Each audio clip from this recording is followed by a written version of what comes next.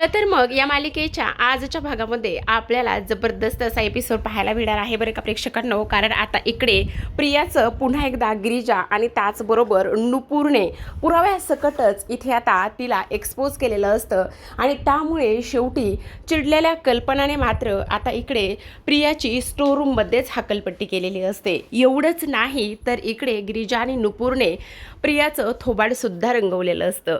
हे सगळं काही आपल्याला या आजच्या एपिसोडमध्ये पाहायचं आहे, त्यामुळे व्हिडिओ शेवटपर्यंत नक्कीच पहा.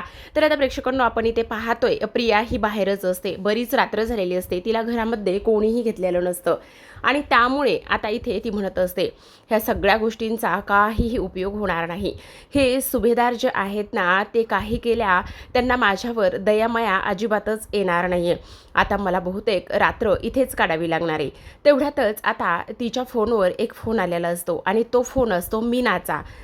आता मीना म्हणजेच कोण तर नुपूरची वहिनी म्हणजेच तुझ्या सोबतीने मालिकेमधली मीना. आणि तिचा आता फोन आल्यानंतर व्हिडिओ कॉल असतो आणि तेव्हा ती म्हणत असते आता ह्या मीनानं मला का बरं फोन केला असेल.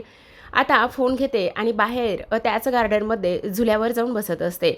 हां बोल मीना वहिनी, आज मला कसा काय फोन केलायस, तुला माझी आठवण कशी काय आली.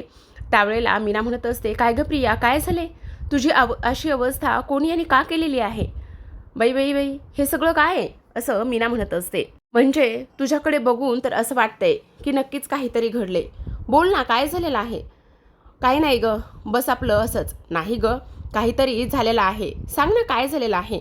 सगळं काही ठीक आहे ना. त्याच वेळेला आता इकडे प्रिया म्हणते पण तू सांग ना, तू बोल, कशासाठी फोन केला होतास. काही नाही ग, अगं मला तुझी जरा मदत पाहिजे होती. कशासाठी आणि कसली मदत. तेवढ्यातच आता नुपूर इथे मीनाचं आणि प्रियाचं बोलणं खिडकीतून ऐकते. त्याच वेळेला आता नुपूर लगेच मोबाईल ऑन करते आणि व्हिडिओ रेकॉर्डर चालू करत असते. आता इथे मीना म्हणत असते अगं मला एक गोष्ट सांग, एखादं आजारी माणूस असेल तर त्याला ना एखादा काढा दिला तर त्याची स्मरणशक्ती जाईल किंवा त्याचं दुखणं आणखीनच वाढेल, याकरिता काही औषध वगैरे आहे का. त्याच वेळेला प्रिया म्हणत असते असं होय, मग सरळ सरळ सांग ना. नाही ग, तू कशी ह्या सगळ्या गोष्टीमध्ये ना फार जास्त माहीर आहेस ना, म्हणून म्हटलं काही असेल तर तसं तू सांगू शकतेस. आता लगेचच प्रिया म्हणत असते हो का, आहे ग, एक जालीम उपाय आहे. कसला. काढा बनवायचा ग. ती पूर्णात जी आहे ना म्हातारडी, त्या म्हातारीला मी असाच एक काढा दिला होता, ती आजारी होती तेव्हा. काय सांगतेस. कसला काढा आणि काय काय घालायचं ग त्यामध्ये. तेव्हा प्रिया म्हणत असते त्या काड्यामध्ये ना हे बघ इथे लवंग, त्याचबरोबर दालचिनी, तमालपत्र, तुळशीची पाणी आणि त्याचबरोबर पाणी, अद्रक, हे सगळं काही घालायचं आणि त्याच्यानंतर आणखी 2-3 गोष्टी घालायच्या. काय 2-3 आहे ते सांग. त्याच वेळेला प्रेक्षकांनो इथे ना तो व्हिडिओ स्किप झालेला आहे, म्हणजे त्यांनी तसं काही दाखवलं नाही काय आणखी त्या काड्यामध्ये घातलंय तर. अच्छा, आणि हा काढा मी त्या म्हातारीला पहिला दिला होता. मग मला सांग काय झालं त्या म्हातारीचं, काय झालं, काय आणखी दुखणं वाढलं ना गं. काय सांगतेस. पण मला एक गोष्ट सांग, तुझी ही अवस्था कशामुळे झाली. कशामुळे काय गं, त्या सायलीमुळे. आणि तुला एक गोष्ट सांगू का, त्याच वेळेस ती म्हातारी गचकली असती, पण ती सायली नेहमीप्रमाणेच मांजरीसारखीच मध्ये मध्ये आडवी येते ना. म्हणजे हो, त्या सायलीमुळेच ती म्हातारी पुन्हा वाचली. आणि तुला एवढंच, अगं पण तू त्या सायलीचं काहीतरी करायचंच ना, त्या सायलीचा बंदोबस्त तू करू शकली नाहीस का. तेव्हा प्रिया म्हणत असते अगं बंदोबस्त काय, एकदा काय 4-4 वेळा करून झाला. तुला सांगू का, त्या सायलीला तर मी पूर्ण ढगात पाठवायची सुद्धा सोय केली होती. म्हणजे मला नाही समजलं. अगं म्हणजे मी तिला ना झिण्यावरून ढकलून दिलं होतं आणि झिण्यावरून ढकलून दिल्यानंतर जवळपास ती मेलीच असती. तिला तर रक्तसुद्धा नव्हतं. पण काय सांगायचं आता तुला, जाऊ दे, पुढचं काही सांगत नाही आहे, पण ती तरीसुद्धा वाचली. काय सांगतेस प्रिया, बापरे. पण आत्ता गं काय चाललंय तिकडे, कसं काय, म्हणजे तू अशी अवस्था आहे, हे काय गं, हे सगळं त्या सायलीमुळे झालंय, बाकी काही नाही आहे. आता हे सगळं काही जे बोलणं आहे ना ते नुपूरने सगळं काही व्हिडिओ शूट करून मोबाईलमध्ये सेव्ह करून ठेवलेलं असतं. आणि हे सगळं काही इथे आता प्रिया बोलून झाल्यानंतर आता लगेचच ती म्हणत असते बापरे, ह्या सगळ्या गोष्टी अशा पद्धतीने झाल्यात. म्हणजे प्रिया तुझ्या बाबतीत तर खूप काय काय झाले बाबा. आणि मला एक गोष्ट सांग, तुला कशाला हवाय ग तो काढा, असं प्रिया मीनाला विचारत असते. पाहिजे ग, असंच पाहिजे म्हणून तर हवाय ना. असंच माझ्यासुद्धा कोणीतरी डोक्यावर बसलंय आणि म्हणूनच मला सुद्धा तो काढा हवाय. आता प्रिया म्हणत असते हो का, बघ बघ, खूप जालीम उपाय आहे ह्या सगळ्या गोष्टीचा. हो, पण तुला सांगू का, माझा तर काही त्यावेळेस उपयोग झाला नव्हता तो काढा देऊन, कारण ती सायली ना मध्ये तडफडली होती. अगं ती नेहमीच मांजरीसारखी येते. पण आत्तासुद्धा तसंच काहीसं झालं काय सांगू, माझे दिवस ना हल्ली खूप जास्त खराब आहेत. सर्वांनी मिळून मला ना घराच्या बाहेर काढलेलं आहे. काय काय सांगतेस काय? हो, आता असं ह्या दोघींचं इकडचं तिकडचं थोडंफार चौकशी करणं, एकमेकींशी गप्पा गोष्टी ह्या बोलणं दोघींचंही सुरू असतं. आता त्याच वेळेला बरीच रात्र झालेली असती. जेवणं सगळं काही आटपून झाल्यानंतर सायली आणि कल्पना ह्या दरवाजापाशी येतात. आता दोघीजणी दरवाजापाशी आल्यानंतर पाहतात तर काय, लगेचच आता इकडे प्रिया अशी फोनवर बोलत असते आणि अगदी निवांत असते. कल्पना म्हणत असते, बघितलं सायली, हिला ना कसल्या गोष्टीचा आणि कसलाच गम नाहीये. खरंच ना हिचं काय करावं आणि काय नाही ना तेच काही समजत नाहीये. बघितलंस कशी गप्पा मारती, पण आत्ता ही एवढ्या उशिरा फोनवर कोणाशी बरं बोलत असेल ते कळत नाही. त्याच वेळेला कल्पना म्हणत असते, आता मी ना आतमध्ये जाते, कारण मला ना खूप झोप आली सायली. व्यवस्थित दारं खिडक्या बंद कर, म्हणजे कसंय ना ही अजिबात इथे यायला नकोय. ही कशी आहे माहिती ना तुला. तेव्हा सायली म्हणत असते, आई तुम्ही नका काळजी करू, तुम्ही जाऊन शांत झोपा. आता सायली दरवाजा बंद करते आणि आतमध्ये निघणार तेवढ्यातच आता इकडे नुपूर सायलीला कॉल करत असते, जेणेकरून हा सर्व घडलेला प्रकार तिनं सायलीच्या लगेचच कानावर तिला घालायचा असतो. आता कल्पना तर निघून जाते. मग आता सायली विचार करते, एवढ्या रात्रीचा नुपूरने का बरं कॉल केला असेल, म्हणून ती लगेच म्हणत असते, काय झालं नुपूर, एवढ्या उशिरा का बरं फोन केलायस? तेव्हा नुपूर म्हणत असते, कारण अगदीच तशी महत्त्वाची गोष्ट आहे आणि मला काही तुला सांगितल्याशिवाय राहवलंच नाही आणि म्हणूनच मी तुला कॉल केलाय. आता काय झालंय असं विचारल्याबरोबर नुपूर म्हणत असते, अगं प्रियाचा आत्ताच मीना वहिनीला फोन आला होता. मग काय झालं?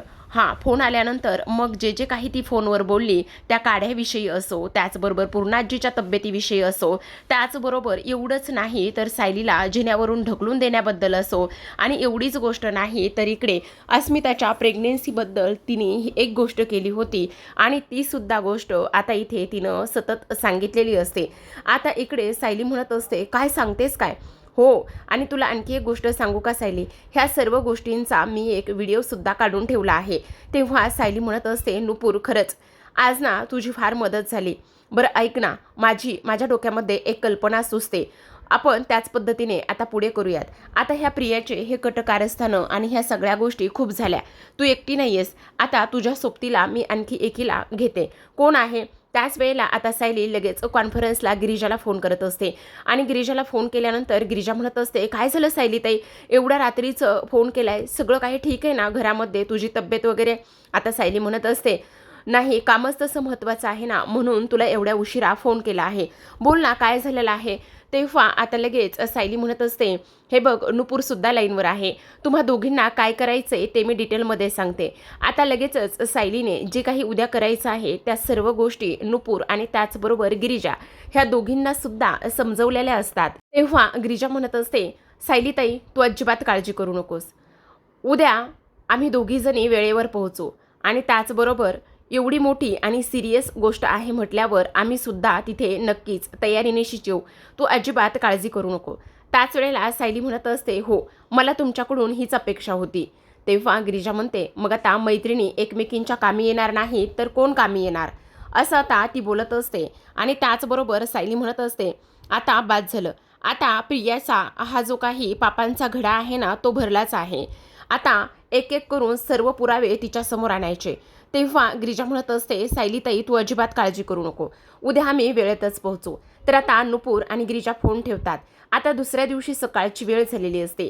प्रिया आहे त्या ठिकाणी पायरीवरतीच रात्रभर डुलक्या घेतच झोपलेली असते. सूर्योदय होतो आणि सूर्याची कोवळी किरणं तिच्या डोळ्यावर पडतात आणि तेव्हा तिला जाग येते.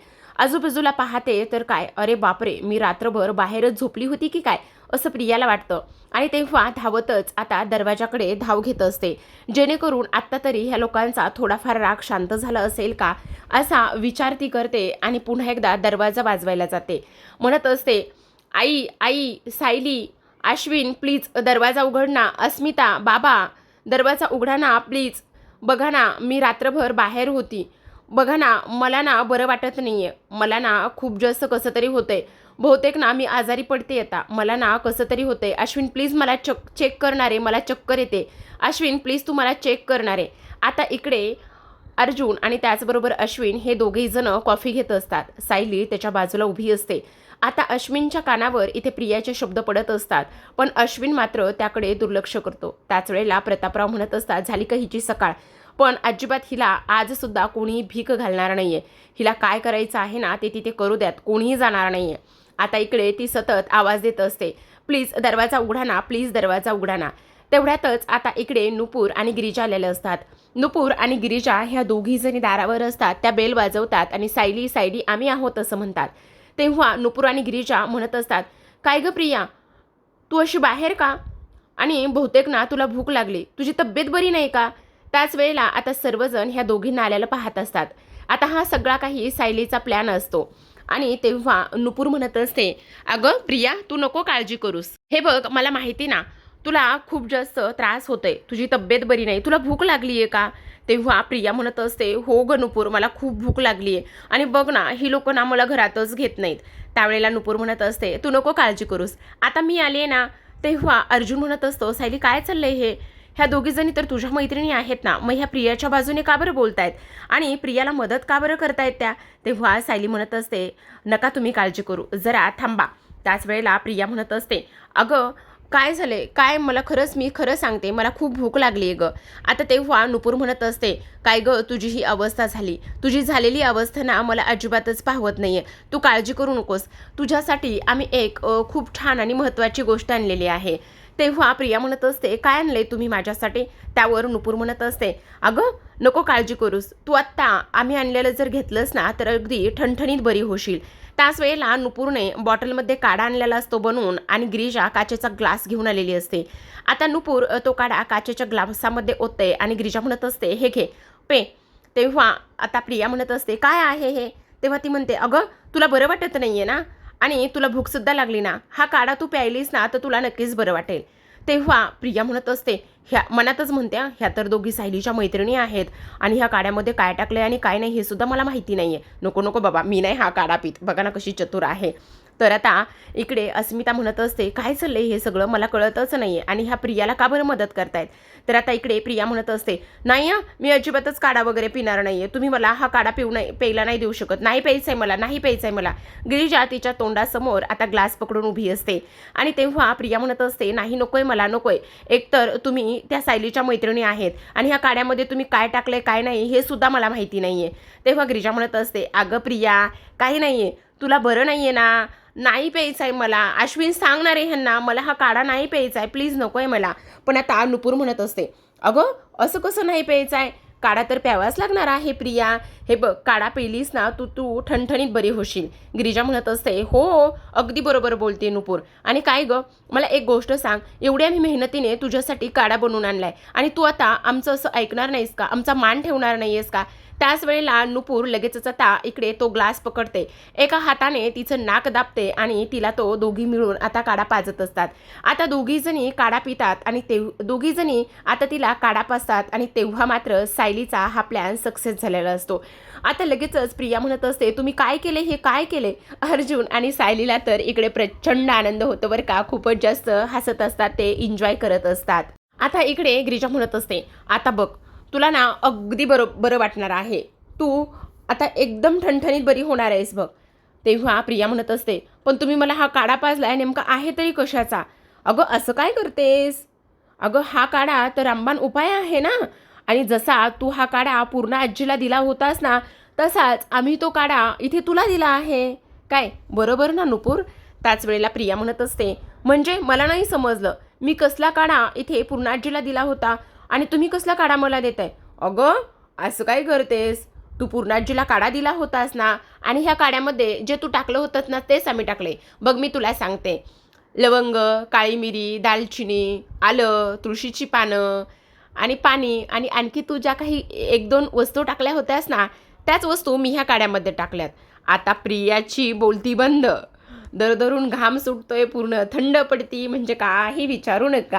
आता इकडे अर्जुन हसत असतो, सायली हसत असते, आणि तेव्हा प्रिया म्हणत असते, काय केलंय तुम्ही, हे का केलं तसं, का वागला तसं, आणि तुम्ही मला हा काढा का बरं देताय, का बरं देताय, का का मला तुम्ही माझ्यासोबत असं वागलात.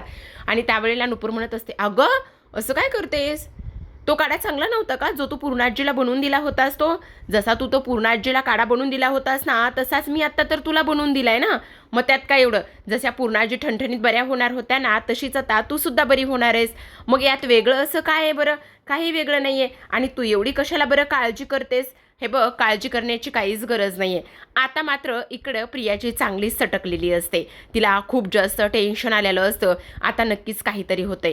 त्याच वेळेला आता पूर्णाजीला कसला काढा दिला होता असा सर्वांना प्रश्न पडतो. अर्जुनला तर राग येतो. असा रागाने बघत असतो तो प्रियाकडे. कारण आता इकडे नुपूर म्हणत असते, कारण तू पूर्णाजीला जो काढा दिला होतास ना, त्या काढ्याने स्मरणशक्ती कमी होते. जो माणूस थोडा आजारी आहे तो अजूनच आजारी पडू लागतो. आणि तोच काढा तू पूर्णाजीला दिलायस? का केलंस असं? नाही, मी असलं काही केलेलं नाही, मी असं काही नाही केलेलं. नुपूर म्हणते, काय नाही केलंस तू? गिरिजा म्हणत असते, अगं आमच्याकडे सगळा पुरावा आहे. आमच्याकडे त्याचा व्हिडिओ पण आहे. जे तू रात्री मीना वहिनींसोबत बोलत होतीस ना फोनवर, त्याचा आम्ही व्हिडिओ शूट केला आहे. आणि तू पूर्णाजीच्या जीवावर उठलीस. त्याच वेळेला आता कल्पनाला राग येतो. कल्पना म्हणत असते, काय तन्वी, अगं तू डोक्यावर पडली आहेस का? आणि का असं केलंयस? अगं पूर्ण आजींनी तर तुला किती जीव लावलाय. आता लगेचच नुपूर तो व्हिडिओ घेते आणि व्हिडिओ घेऊन इथे सर्वांना दाखवत असते. ज्या व्हिडिओमध्ये प्रिया स्पष्टपणे म्हणत असते, त्या म्हातारीला ना मी असा काढा दिला होता ना, त्या काढ्यामुळे ती म्हातारी कधीच उठली नसती. ती थेरडी आणि आजारी होती. अजूनच मी तिला आजारी पाडण्याचा प्रयत्न करत होते, पण ती सायली मांजर मध्येच आली आणि त्यामुळे माझा प्लॅन फ्लॉप झाला. ह्या काड्यामुळे ना स्मरणशक्ती गायब होती, नाहीशी होती. आता हे सगळं काही तिने व्हिडिओमध्ये बोललेली असते आणि ते व्हिडिओमधलं सर्वांनी ऐकलेलं असतं. तर ह्या सर्व गोष्टी सर्वांनी ऐकल्यामुळे आता अजूनच प्रियाचा सर्वांना राग येऊ लागतो. आता इकडे लगेचच प्रिया सर्वांसमोर हात जोडत असते. आता अश्विन म्हणत असतो, अगं असली कसली आहेस तू? एकतर बायको म्हणून मला एवढा त्रास दिलायस तू आणि माझ्या आजीच्या जीवावर उठलीस तू. तुझी हिंमत कशी झाली? का अशी वागली आहेस तू? आत्ताच्या आत्ता इथून चालती हो. प्रिया म्हणत असते, नाही. तेव्हा अर्जुन म्हणत असतो, आता तर मी तुला सोडणारच नाहीये. तुला तुझ्या ह्या सगळ्या कर्मांची शिक्षा मिळालीच पाहिजे. पण त्याच वेळेला नुपूर आणि गिरिजा तिच्याकडे धावतात. नुपूर आणि गिरिजा तिच्याकडे धावल्याबरोबर आता गिरिजा एका कानाखाली मारते तर नुपूर दुसऱ्या कानाखाली मारते. आणि तेव्हा मात्र त्या म्हणत असतात, अगं पूर्ण आजींसारख्या प्रेमळ आणि तुझ्यावर विश्वास ठेवून तुला जीव लावणाऱ्या आजींच्या जीवावर तू उठलीस? का केलंस असं? बोल ना, का केलंस असं? त्याच वेळेला आता प्रिया पुन्हा म्हणत असते, नाही तुम्ही सर्वजण खोटं बोलताय. अश्विन, ह्या दोघीवरती अजिबात विश्वास ठेवू नको. त्याच वेळेला कल्पना म्हणत असते, अगं पूर्णाजींनी आमच्यापेक्षा जास्त तुझ्यावर विश्वास ठेवला का तर तू प्रतिमाची मुलगी आहेस म्हणून. अगं तुझे लाड केले, पण तूच त्यांच्या जीवावर उठली आहेस. का असं केलंयस? त्याच वेळेला आता इकडे प्रिया पुन्हा तिचं नवीन शस्त्र काढते. आता तिचं नवीन शस्त्र म्हणजे काय? तर आता बहुतेक प्रेक्षकांनो ह्या काड्यामध्ये काय आहे आणि काय नाही हे त्यांनी आता सांगितले, पण आपल्याला माहिती नाही कारण कसं असतं, एखाद्याची मनस्थिती जर बदलली ना तर ती मनस्थिती त्या पद्धतीने तयार झाल्यावर माणूस तसाच फील करून घेत असतो. बहुतेक प्रियाचं असंच होते आता बघूया पुढे. आता प्रिया ना हात जोडत असते आणि म्हणत असते, अश्विन प्लीज मला वाचव रे. मला गोरगोरल्यासारखं होतंय. माझ्या डोळ्यावर ना अंधुरी येते. अंधुरी, प्लीज मला वाचव रे. प्लीज मला वाचव रे. बाबा प्लीज मला वाचवा ना. अश्विन तुझ्याच औषधाने मी बरी होणार आहे रे. अश्विन असं जाऊ नको सोडून. सायली प्लीज ग. आई प्लीज मी तुझ्या पाया पडते. आई प्लीज ग मला वाचव ना. मला कसं तरी होतंय. आणि अश्विन तू त्या व्हिडिओवर लक्ष ठेवू नकोस. अरे आता AIचा जमाना आहे आणि AIचा जमाना असल्या कारणाने मला एक गोष्ट सांग, इथे काय होणार आहे मला सांग बरं तू. हा व्हिडिओ एडिट सुद्धा केलेला असू शकतो ना. प्लीज तुम्ही ह्या सगळ्या गोष्टीवर विश्वास ठेवू नका. अश्विन प्लीज रे मला तुझं औषध दे. असं आता इकडे ती बोलत असते. खरंच ड्रामा क्वीन आहे बरं का ही, एक नंबरची. आता आपण पाहतो प्रियाशी आहे ना ती आता इकडे अश्विनला गयावया करत असते. अश्विनला गयावया करून आता ती त्याच्या पाठीपाठी जाण्याचा पूर्ण प्रयत्न करत असते आणि त्याला हाक मारत असते, अश्विन प्लीज थांबणार आहे. अश्विन हे बघ मी तुझी बायको येणार आहे. अश्विन माझं तुझ्यावर खूप प्रेम आहे. त्याच वेळेला अश्विन म्हणत असतो, मम्मा आणि अस्मिताताई हिला आत्ताच्या आत्ता माझ्या नजरेसमोरून दूर कर. मला हिचं थोबाड सुद्धा पाहायचं नाहीये. असं म्हटल्याबरोबर प्रियाला खूप मोठा धक्का बसतो. तरीसुद्धा पुन्हा तिचे प्रयत्न सुरूच असतात. ती म्हणत असते, अश्विन तू ह्यांच्यावर नको विश्वास ठेवू. अरे ह्या सायलीच्या मैत्रिणी आहेत आणि ह्या तिघींनी मिळून हे सगळं काही केलंय. आता सायली पुन्हा ह्या दोघींजवळ जाते आणि सायली हळूच खुणावत असते. ती म्हणत असते, आता इथून पुढे काय करायचंय ही गोष्ट तुम्हाला माहिती ना. तेव्हा गिरिजाने नुपूर म्हणत असतात, हो तू अजिबात काळजी करू नकोस, आम्ही ह्या सर्व गोष्टींसाठी तयार आहोत. आता प्रिया हळूहळू त्या जिन्यांच्या पायऱ्या चढत असते आणि अश्विनकडे जाते. अश्विन म्हणत असतो, प्रिया तिथेच थांब, मला तुझ्याशी काहीच बोलायचं नाही, तू तिथेच थांब. तुझ्यासारख्या मुलीवर प्रेम करून मी खूप मोठी चूक केली. तू माझी बायको आहेस म्हणून कसलाही फायदा तू घ्यायचा नाहीयेस. तू माझ्या आजीच्या जीवावर उठली आहेस. अगं तू अशी कशी वागू शकतेस तेच मला कळत नाही. आता प्रिया हात जोडून त्याच्याकडे गयावया करत असते आणि म्हणत असते, हे बघ अश्विन, अश्विन तू माझा नवरा आहेस, मला औषध दे प्लीज अश्विन, मला काहीतरी होईन रे. पण आता सायली तिथे जाते आणि सायली तिथे गेल्याबरोबर आता सायली प्रियाला जोरातच जिन्यावरून धक्का देत असते. आता प्रियाला जोरात धक्का दिल्याबरोबर प्रिया मात्र इथे त्या पायऱ्यांवरून खाली घरंगळत घरंगळत जात असते. आता सायली असं काहीच करेल किंवा सायलीने असं प्रियाला धक्का देऊन खाली पाडलंय ही गोष्ट मात्र सगळ्यांसाठीच शॉकिंग असते. अर्जुन, अश्विन हे वासून बघत असतात. त्याचबरोबर इकडे कल्पना, अस्मिता, प्रतापराव यांना सुद्धा धक्का बसतो. पण प्रियाचं इकडे कपाळमोक्ष होण्याआधीच नुपूर आणि गिरिजा ह्या दोघींनी सुद्धा तिला पडण्यापासून वाचवलेलं असतं. नुपूर म्हणत असते, अगं आत्ता तुझं कपाळमोक्ष होता होता राहिलंय, नाहीतर तुझं काही खरं नव्हतं बरं का प्रिया, आम्ही पकडलं म्हणून तू वाचलेली आहेस. त्याच वेळेला आता इकडे प्रिया पुन्हा उठून उभी राहते आणि म्हणत असते, आई बाबा बघितलं ना, बघितलं ना तुम्ही, हे खरे सायलीचे रंग आहेत, ही खऱ्या सायलीचा स्वभाव आहे. तुम्ही आता बघितलं ना, तिने मला कसं जिन्यावरून ढकलून दिले.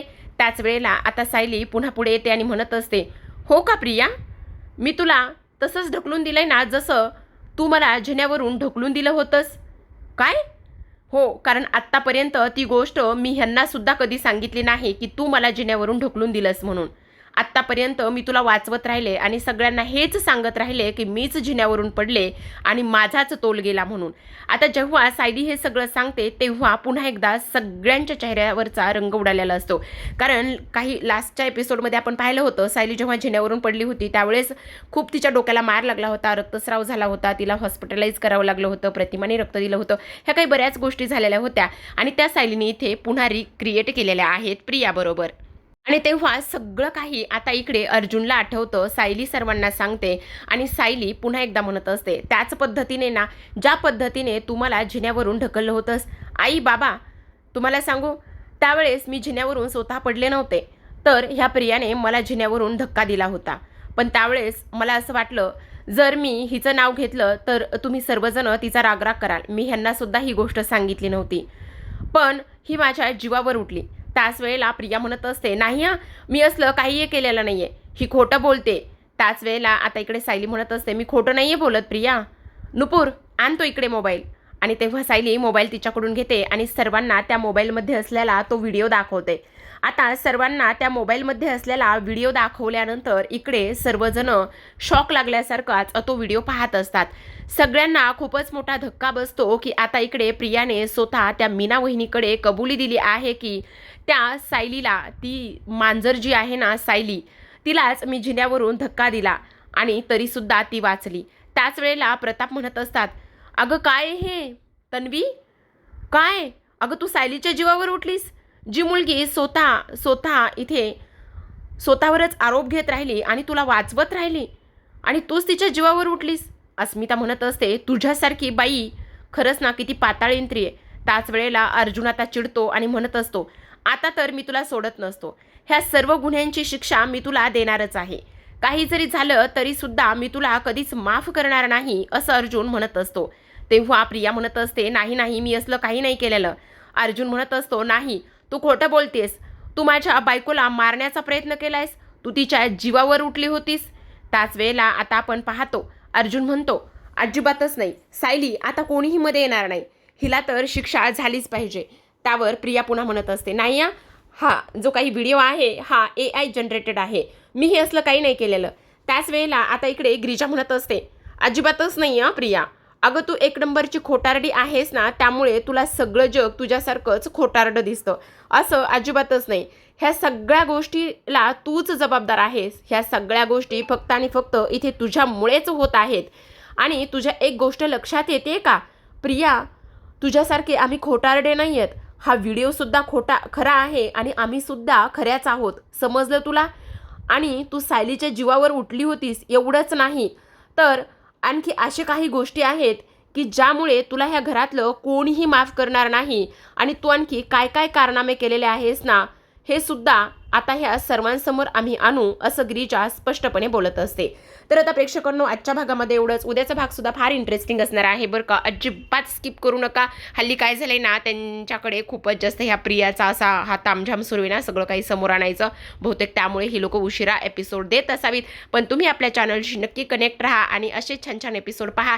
आता इकडे कल्पना मात्र खूप जास्त चिडलेली असते बरं. कल्पना आता इथे सरळ सरळ प्रियाच्या हाताला धरते आणि सरळ सरळ प्रियाच्या हाताला धरूनच ती आता तिला ओढत ओढतच आडगळीच्या खोलीमध्ये घेऊन जाते. आणि तिथे गेल्यानंतर तिला आता म्हणत असते, आजपासून तुझी हीच जागा आहे. आजपर्यंत तू इथे मला आणि माझ्या परिवाराला खूप त्रास दिलाय, पण आत्ता तुला ह्या खोलीतून कोणीही बाहेर काढणार नाही, असं म्हणून तिला अडगळीच्या खोलीमध्ये टाकलं जातं. प्रिया म्हणत असते, मला माफ करा, प्लीज मला माफ करा, दरवाजा उघडा, दरवाजा उघडा. तिथे कोणीही दरवाजा उघडत नाही आणि प्रिया मात्र आतमध्येच असते. त्याच वेळेला आता आपण पाहतो, सायली म्हणत असते, अगं प्रिया, तू अजिबात काळजी करू नकोस. आत्ता तर ही सुरुवात आहे, अजून खूप काही गोष्टी बाकी आहेत. त्याच वेळेला आता एक सत्य बाहेर आले, अजून खूप काही गोष्टी बाहेर यायच्या बाकी आहेत.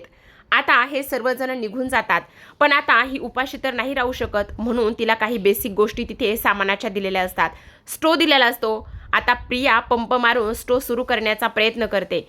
कांदा कट करत असते, जेणेकरून बेसिक काहीतरी कांदा पोहे तरी बनवेल किंवा खिचडी भात तरी बनवेल, असा काहीतरी तिचा प्लॅन असतो.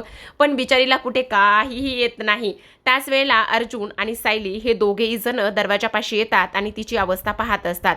आता अर्जुन म्हणत असतो, बघ ना बिचारीची अवस्था कशी झालेली आहे. त्याच वेळेला सायली म्हणत असते, ही आत्ता तर सुरुवात आहे, अजून तिला पुढे खूप काही भोगायचे, खूप काही सहन करायचे.